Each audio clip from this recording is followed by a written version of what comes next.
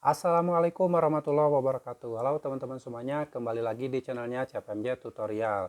Channel yang membahas tips dan motivasi seputar pinjaman online. Nah baik teman-teman, di video kali ini saya akan sharing saja tentang masalah resiko gagal bayar di pinjaman online. Karena mungkin ada yang masih belum paham tentang bagaimana resiko gagal bayar di pinjaman online.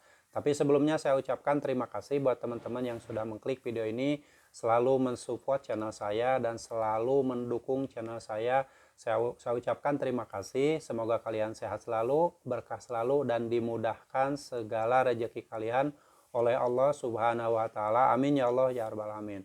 Baik, kita langsung bahas saja. Karena saat ini banyak sekali terjadi permasalahan pada nasabah pinjaman online, apalagi yang baru-baru mengalami telat bayar atau baru jatuh tempo atau bahkan ada yang gagal bayar. Mereka mungkin masih bingung bagaimana sih caranya kalau misalkan kita gagal bayar di aplikasi pinjaman online, baik itu pinjaman online legal maupun yang ilegal. Nah, sebaiknya kalian jangan sampai salah dalam proses galbay tersebut karena takutnya nanti berakibat kurang bagus juga buat kalian semuanya. Jadi gini, yang namanya galbay atau gagal bayar pinjaman online itu sebenarnya bukan sesuatu yang disengaja, bukan sesuatu yang disengaja kita pinjam uang banyak lalu sengaja tidak dibayar, itu salah. Menurut saya gagal bayar itu adalah hal yang memang harus kalian lakukan jika kalian sudah mentok, kalian sudah betul-betul tidak punya uang lagi, tidak punya kemampuan lagi. Apalagi misalkan kalian sudah menjual aset, menjual barang-barang kalian semuanya, sudah tidak ada lagi yang bisa dijual, hanya bisa untuk makan juga susah, misalkan cari untuk makan sendiri, untuk makan anak, untuk makan keluarga juga susah. Nah, itu apa boleh buat, itu pilihan terakhir, ya udah kita mau gimana lagi gitu. Gagal bayar itu dalam arti karena sudah mentok. Jangan sampai salah mengartikan ini, karena ada yang mungkin orang ataupun sengaja mereka pinjam uang tapi untuk tidak dibayar, itu nggak boleh. Saran dari saya buat kalian yang saat ini sedang terlilit hutang pinjaman online, jika kalian mampu bayar, bayar saja. Kalau kalian sudah mentok tidak mampu bayar, ya sudah, mau gimana lagi, apa yang harus kita lakukan, kan bingung mau bayar pakai apa gitu kan. Kecuali kalau kita masih mampu membayar, ya misalkan kita masih bisa makan tapi ada sisanya sedikit-sedikit bisa untuk membayar, tapi harus ada negosiasi dulu. Kalau misalkan kalian mau bayar nyicil, apakah nyicil ini akan mengurangi beban hutang kita ataukah dengan dicicil justru tidak ada kesepakatan dengan pihak pinjol. Misalkan kalian udah nyicil 100 atau 200, tapi karena dendanya terus berjalan, akhirnya kan percuma dicicil, besok lusa karena tidak bisa bayar nambah lagi dendanya, jadi hutang kalian nambah lagi, baru minggu depannya kita bisa nyicil lagi 100 atau 200. Nah, seperti itu harus harus betul regulasinya. Jangan sampai kalian nyicil tapi hutang kalian nggak berhenti terus aja nambah gitu, karena kan kita nyicilnya nggak tiap hari, sebulan sekali ataupun 2 minggu sekali, tapi harus betul regulasinya, ada kesepakatan.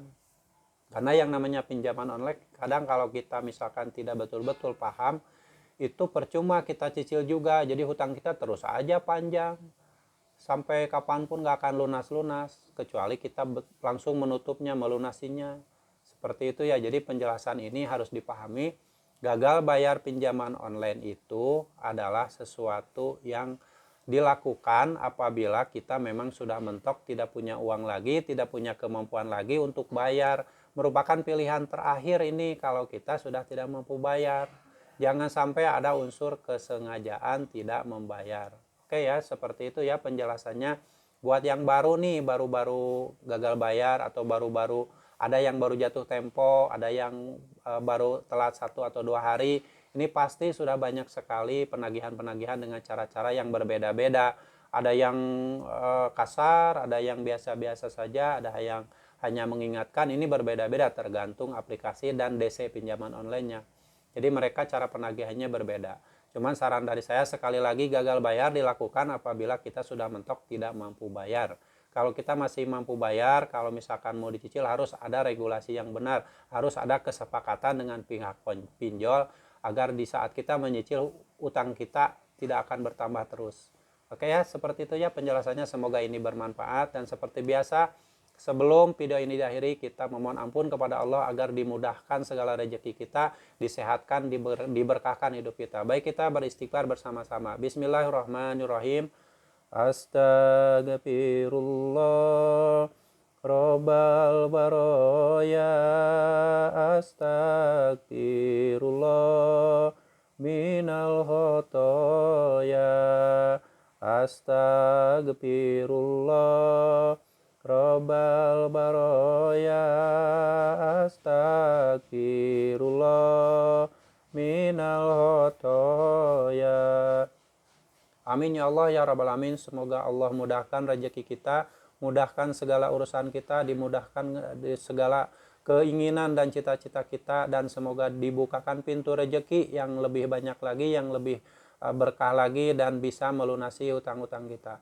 Baik teman-teman, terima kasih, semoga bermanfaat, dan sampai jumpa lagi di video saya selanjutnya. Wassalamualaikum warahmatullahi wabarakatuh.